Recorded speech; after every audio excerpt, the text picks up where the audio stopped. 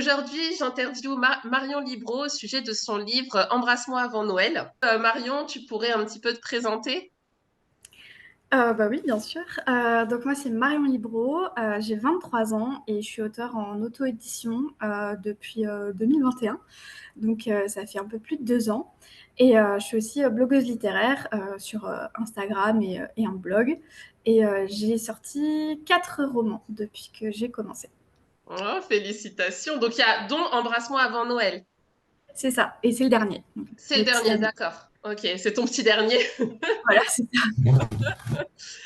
Est-ce que tu pourrais un petit peu nous présenter en quelques mots Embrasse-moi avant Noël? Alors, Embrasse-moi avant Noël, c'est donc une romance de Noël qui se passe en Alsace, une romance entre Victoria et Esteban. Donc Victoria va déménager dans la maison de sa meilleure amie qui part en voyage.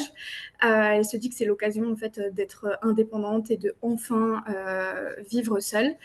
Sauf que ce qu'elle ne savait pas, c'est qu'il y a quelqu'un d'autre qui va débarquer dans cette maison et Esteban, lui non plus, ne savait pas que Victoria allait être dans cette maison. Ils vont se retrouver à devoir cohabiter un peu malgré eux, alors que chacun avait prévu vraiment d'être tout seul pour reprendre un nouveau départ. Au fur et à mesure, et bien évidemment que les pics vont se lancer et que Victoria et Esteban ne seront pas les meilleurs amis du monde au début. Victoria, c'est vraiment une fan inconditionnelle de Noël, donc pour elle, tout ce qui touche à cette fête, c'est très très important. Et contrairement à Esteban, pour qui cette fête n'a pas de valeur et il n'a jamais connu, en fait, il n'a jamais fêté Noël. Il a des bonnes raisons pour ça et donc elle va devoir lui apprendre à aimer Noël et à découvrir cette fête un peu autrement. C'est un Enemies to Lovers avec proximité forcée et un peu Grumpy Sunshine pour Esteban. Et les personnages, enfin, le fait que par exemple Victoria, elle aime pas trop Noël, elle soit bah, justement un peu sunshine, est-ce que ça t'a puisé ça au fond de toi ou comment ça t'a un peu, qu'est-ce qui t'a inspiré pour le personnage de Victoria? Ce qui m'a inspirée, alors évidemment, il y a toujours un peu une partie de moi, même dans tous mes personnages. Mais ce qui m'a vraiment inspirée pour Victoria, c'était, j'avais envie que ce soit quelqu'un qui soit assez solaire et qui, même si elle vit seule, qu'elle ait envie en fait elle est très généreuse, elle a envie de partager son amour pour Noël avec les autres. Et c'est vrai que quand j'ai commencé à écrire Embrasse-moi avant Noël, j'avais très envie de partager les valeurs autour de Noël, tout ce que je fais moi aussi dans ma région. Et l'idée, c'était vraiment de pouvoir partager ça dans ce roman-là. D'accord. Parce que pour moi, déjà, c'est ma région. J'habite en Alsace, j'habite dans le Haut-Rhin. Alors, j'habite pas à Colmar, un peu plus bas que Colmar. Mais pour moi, Noël rime vraiment avec l'Alsace, avec les marchés de Noël chez nous, toute la magie de Noël, en fait, que j'ai toujours connue depuis que je suis enfant. Et pour moi, je pouvais pas la placer ailleurs qu'en Alsace. Et pourquoi une romance de Noël? Parce que j'imagine qu'il y a, enfin voilà, tu avais peut-être envie d'écrire sur plein de sujets. Et pourquoi ça? En fait, l'année dernière, on va dire plutôt vers le mois d'août de 2022, il y avait un concours sur Fixia qui s'appelait Let It Snow et dont le thème était romance de Noël. Donc, Fixia, c'est la plateforme d'écriture chez Hugo New Romance, enfin chez Hugo Publishing, parce que maintenant, il n'y a pas que la New Romance.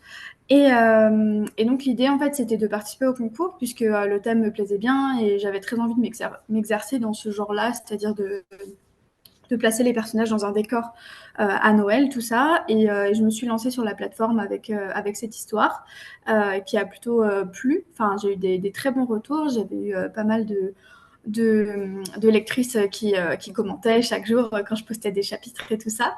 Et au final, donc le concours s'est terminé, il y a eu la finale, tout ça, mais j'étais pas dedans, c'était pas grave du tout. Moi, mon but, c'était vraiment d'aller au bout de l'histoire et de la terminer. Donc j'avais très envie en fait de la sortir quand même. Ouais, Et il se trouve que début d'année, Stories by Fixia m'ont contacté. Donc c'est leur plateforme d'auto-édition avec Fixia. Ils m'avaient contacté pour participer à un World Camp, mais plutôt Snow Camp, c'est-à-dire un camp d'écriture de Noël. d'accord. C'était censé durer toute l'année jusqu'à la publication le 2 octobre. Enfin non, c'était censé être le 4 octobre la publication. Et malheureusement, au mois de mai, on apprend que Stories by Fixia va fermer ses portes, enfin donc a fermé ses portes. Ce Snow Camp tombait à l'eau. Enfin, Mince. on n'a pas pu continuer. Par contre, l'éditrice qui s'occupait de ce Snow Camp, parce qu'on était 5 autrices avec elle, elle a quand même tenu son engagement de lire nos manuscrits et de nous faire un retour. Donc D'accord. du coup, le retour, je l'ai eu, c'était au mois d'avril. Et c'est ce qui m'a encore poussée à me dire, bah, l'histoire a du potentiel, je peux la retravailler avec les conseils de l'éditrice. Et c'est ce que j'ai fait cet été. Et l'idée, en fait, la date de sortie, bon, même si c'était le 4 octobre, je l'ai avancée au 2, mais l'idée, Ouais. c'était de garder cet objectif, en fait, dans ma tête. Et je me suis dit, bon, bah, cette année, c'est pour moi la romance de Noël. D'accord, t'as foncé. Et justement, comme tu disais, tu as eu pas mal de retours de lectrices, mais est-ce que ça t'arrive d'avoir des retours de lecteurs? De lecteurs, alors sur la romance de Noël, je crois pas. D'accord, Mais par contre, sur mon autre roman, Le droit d'aimer, qui est une romance MM, d'accord. là oui, j'ai beaucoup de lecteurs garçons. Donc sur la romance de Noël, ils sont moins présents, quoi. Moins présents, oui. Ouais. Pourtant, ça Peut-être leur qu'il y en a, apprendrait des choses. oui, clairement. Quand tu as écrit ton livre, c'est un Enemies to Lovers. C'est pas Ouais, toujours, enfin, c'est pas une trope très facile à tenir parce que passer de ennemi à ouais. lover, c'est relativement difficile. Et enfin, moi, en tant que lectrice, c'est ce que j'aime beaucoup, mais je sais que écrire ça, c'est vraiment pas facile. Et je voulais savoir comment tu l'avais vécu, toi. Alors, j'ai eu pas mal de retours quand même qui disent que le Enemies to Lovers, il est assez léger et je suis totalement d'accord avec ça, hein. Il n'y a pas de secret de ce point de vue-là. C'est sûr qu'ils ne se détestent pas au point de ne pas se parler et de se détester au sens propre du Oui. terme. Ça Mhm. reste gentillet, je le sais. Mais après, ça reste une romance de Noël. J'avais pas envie qu'il y ait un trop gros lourd passé chez l'un chez l'autre. Enfin, je voulais pas. C'est pas une romance psychologique, hein, romance de Ouais, bah, un Noël, donc truc fantasy voilà, avec c'est les ça, on royaumes ennemis. voilà, c'est exactement ça, on n'est pas là-dedans. Ouais. Donc l'idée, c'était vraiment d'avoir quelque chose quand même qui reste gentil. Après, c'est toujours ce côté où bah, tu te retrouves à vivre avec l'autre alors que tu n'avais pas envie. Donc il y a ce côté Voilà. Mm. échange de piques, tout ça, pour être un peu ennemi là-dessus. Et puis évidemment, entre celui qui prend la chambre double alors qu'il n'y a qu'un seul lit simple de l'autre côté, enfin, il y a des choses comme ça. Et la colocation forcée, elle apporte un peu d'aide à ce Enemies to Lovers pour vraiment. Je pense que moi, je reste convaincue que plus on passe de temps avec une personne et plus on apprend à la connaître.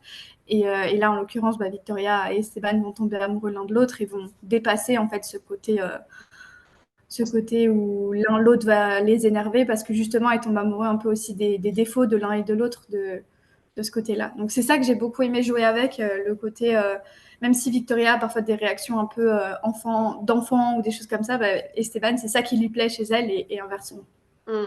Oui, bah oui, c'est ça, parce qu'en fait, il y a quand même vraiment une animosité, enfin, dès le début, mais pas forcément contre Esteban, parce que bah, c'est le fait C'est ça, d'être coincé avec lui, et en fait, on ressent Victoria qui fait un peu sa relou, c'est exactement mais ça. en même temps, on se dit, mais elle est relou, mais en même temps, on la comprend, parce qu'elle, elle était dans une quête personnelle qui est complètement C'est ça. perturbée par Esteban, mais c'est pas lui en lui-même, mais enfin, moi, j'ai Voilà, et au bien aimé final, même ça tombe sur lui. Oui, voilà, c'est c'est le pauvre homme. C'est ça. Non, mais enfin, moi j'ai bien aimé parce que ça allait vraiment crescendo. Je suis une fan inconditionnelle des Enemies to Lovers et c'est pas toujours évident, même si, oui, la haine n'est pas viscérale au début du roman. On n'a pas des personnages qui veulent se poignarder comme on peut avoir ça dans une fantasy, mais il y a quand même une animosité qui est réelle et enfin, elle est palpable avec Victoria et même Esteban finalement parce que bon, on dit Victoria, elle est pas contente, mais lui il se prend aussi au jeu. Ça. Et puis lui, il va en jouer en fait avec le caractère de Victoria et il cerne un peu assez vite le personnage et il va se dire bon bah let's go, je vais l'embêter, en fait, je vais rentrer dans son jeu et c'est ce qui rend en fait la chose crescendo puisque ils surenchérissent, etc. L'un et l'autre. C'est ça. Pas tout beau, tout rose, tout non plus, puisqu'ils ramènent des C'est filles ça. à la maison, tout ça. Enfin, On comprend, Victoria. Donc toi, si tu devais habiter avec un Esteban, tu t'en serais sorti? Je pense qu'il m'aurait vite fait péter les plombs, mais je pense que je me serais peut-être encore plus imposée que Victoria. Mais non, je pense en fait que, après, ça dépend toujours de comment est l'autre en face, mais je pense que l'alchimie aurait pu se passer. Ouais. Ah, euh, j'ai voulu, mais je l'ai pas commencé, et c'est un peu Ah, trop tard, on est le 8. Et c'est quelque chose que j'ai eu l'idée, en fait, enfin, quand j'ai réfléchi à l'histoire du livre, évidemment, mais c'est une idée que j'ai eue tard dans ma vie, enfin, du coup, par rapport au fait que j'aurais pu très bien l'avoir comme tradition depuis longtemps. Mais c'est quelque chose que j'aimerais faire et je pense que je le ferai l'année prochaine. est-ce que c'est pas trop difficile d'être auto-édité? Alors, je dirais non et un peu. Je dirais non parce que j'ai on va dire, les différentes casquettes qu'il faut. De base, je suis graphiste web designer, donc tout ce qui va être graphisme, mise en page, couverture, je peux gérer. Enfin, j'ai fait la couverture d'Embrasse-moi avant Noël moi-même. D'accord. Ouais, Jusqu'à présent, super. merci. Jusqu'à présent, j'ai pu faire les couvertures de mes romances moi-même. Après, pour la prochaine, j'ai fait le choix de faire appel à une graphiste professionnelle autre parce que faire ses propres couvertures, c'est des fois très Mm. difficile parce qu'on est encore plus exigeant avec soi-même. Mais sinon, au niveau de l'auto-édition purement, il faut quand même dire que Amazon nous aide beaucoup. Enfin, ça permet quand même de pouvoir être diffusé, de pouvoir avoir une présence en ligne qui est quand même assez conséquente. Aujourd'hui, beaucoup de gens commandent des livres encore sur Mm. Amazon. Après, ça demande beaucoup, beaucoup de temps. C'est surtout ça, en fait, parce que faut savoir qu'on est vraiment tout seul du début à Mm. la fin, même si on peut faire Ça. appel à des prestataires externes. Mais au niveau de l'écriture, il va falloir se débrouiller pour trouver des bêta-lectrices, enfin, des gens qui vont nous lire pour nous donner un retour un peu constructif, pour pas être que focus sur son texte. Après, au niveau de la correction, il y a énormément de temps à passer au niveau de Mm. ça. Et ensuite, la mise en page, réfléchir à tout ce qui va être la communication autour du livre, penser à la diffusion, tout ça. Mais c'est quelque chose que j'ai appris parce que j'ai fait des études là-dedans, donc tout ce qui est communication, tout ça, D'accord. marketing. Donc, je dirais que c'est pas trop compliqué de ce point de vue-là. Maintenant, si on n'y connaît vraiment rien, je pense que c'est compliqué de se faire une place, de vraiment comprendre tous les rouages, tout ça. Mais j'apprends encore. Donc, je dirais que c'est un long chemin à poursuivre.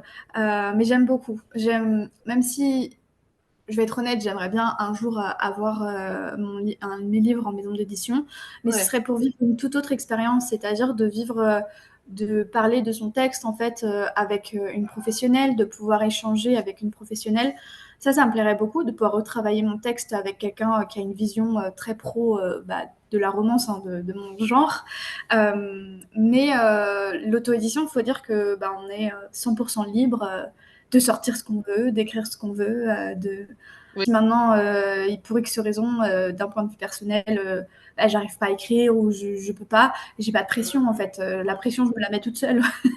J'ai mes deadlines et en soi, j'essaye de respecter parce qu'après, j'aimerais faire ça un peu plus. Enfin, depuis cette année, j'ai essayé de faire ça quand même un peu plus professionnellement, on va dire. Je n'en vis pas, hein, c'est pas l'objectif, mais de pouvoir fournir un texte carré, on va dire.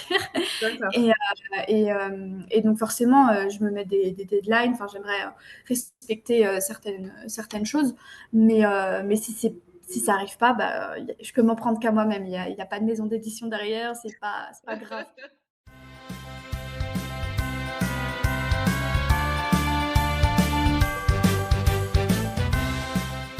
Incroyable parce que dans ma tête, forcément, on se met des objectifs, hein, voilà.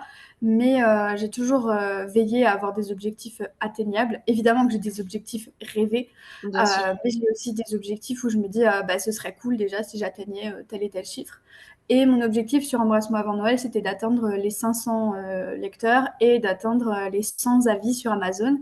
Et aujourd'hui, on a 1500 et 180 avis sur Amazon, donc je suis très très contente. Félicitations. Il faut revenir un petit peu en arrière, c'est-à-dire que en heures d'écriture du premier jet, on est à minimum 80 heures puisque le livre fait à peu près 60 13 000 ou 78 000 mots, je sais plus, D'accord. et que j'écris à peu près, plus ou moins, 1000 mots en 1 heure. On peut dire qu'on est à 80 heures, même si j'écris un peu plus que 1000 mots en 1 heure, à mon avis, on y est. D'accord. Au Oui, moins, parce qu'après, il y a toute l'heure à réfléchir derrière. Les c'est heures ça. où tu as Exact. cogité sur ton bouquin. Et puis, sans compter les relectures, la correction, C'est ça. les réécritures, puisque j'ai fait 2 réécritures dessus. Donc ouais, il y a pas mal de boulot derrière. D'accord, d'accord. On s'en rend pas forcément compte, mais oui. Si je te dis, en dehors de ton livre maintenant, si je te dis livre de Noël, tu penses à quoi? Moi, quand je pense livre de Noël, je pense toujours à N'oublie pas les chocolats de Tamara Baliana, qui est D'accord. une romance de Noël parce que c'est la première que j'ai lue. D'accord, c'est elle qui t'a mis sur la piste. C'est ça. Et s'il y a un livre qui devrait être un film, selon toi, ce serait lequel? Waouh, ça c'est difficile. Alors pour une série, je dirais la saga des Rebelles University, enfin de Ok. Rebelle University. Là, je verrais bien une série parce qu'il se passe tellement de choses qu'il y a besoin de plus que 2 heures. Et sinon, en film, je verrais bien Sans faute de Maloria Cassis. Ah ah, un bon book boyfriend. Moi, j'ai un petit faible pour les personnages un peu écorchés. J'aime bien qu'il ait un background un peu sombre, mais qu'il arrive à se relever. Et je trouve qu'il y a quelque chose d'un peu empathique à avoir avec ce personnage. Mais après, je dirais bienveillance et respect en fait envers l'autre. Sachant qu'il y en a de plus en plus dans les livres, donc ça c'est cool, ça fait du Ouais. bien à lire. Le parfait book boyfriend un peu romantique, évidemment. Ouais. Si tu devais sauver 3 livres, ça serait lesquels? Si je devais sauver 3 livres de ma bibliothèque, waouh, je dirais Les Ma raison de vivre, mais du coup c'est une trilogie, donc je vais prendre que le tome 1. On accepte les trilogies ensemble. Allez. Du coup, ouais, Ma raison de vivre de Rebecca Donovan.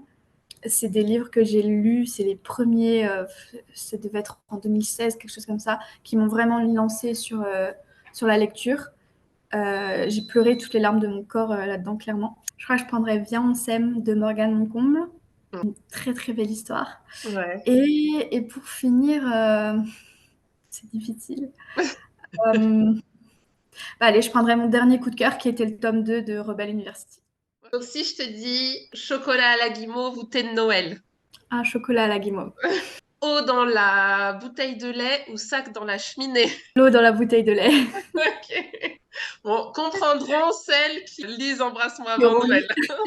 C'est ça. Si je te dis Hating Game ou Love Spanish Deception. Love Spanish Deception. Ok. Si je te dis Avant toi ou Nos étoiles contraires. Nos étoiles contraires. Ok. Il n'y a pas d'hésitation, c'est ça? Là, non. Si je te dis À contresens ou Joli désastre.